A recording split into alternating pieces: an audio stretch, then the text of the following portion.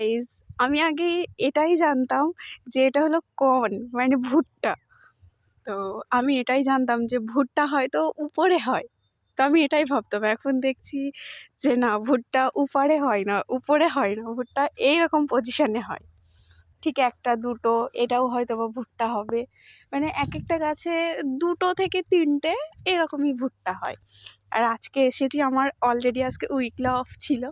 তো যার জন্য আজকে আমি বাড়ি এসেছি। তো বাবা বলছিল জমিতে শাক তুলতে আসবে, বেগুন, এই তো এগুলো সব বেগুন, পালং শাক, পুঁই শাক, লাল শাক এইগুলো সব লাগানো রয়েছে। তো আমার মনে হলো আমিই আসি। তারপরে এই যে এই সাইডটায় পুরো সরিষা, ঠিক আছে, এইগুলো সব সরিষা গাছ। তো তারপর আমি এসে এটাই দেখলাম যে এইগুলো সব ভুট্টা গাছ। মানে আমিও ঠিকঠাক জানতাম না যে ভুট্টা কোন জায়গায় হয়।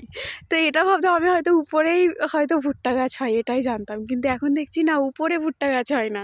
আর আমি অ্যাকচুয়ালি জানতামও না যে আমাদের বেগুনের ক্ষেতটা ঠিক কোন পজিশনে এখন রয়েছে। কিন্তু এই তো আমার পাগলা বলে তুমি আমার সাথে সাথে এসো। তো ওই আমাকে দেখালো।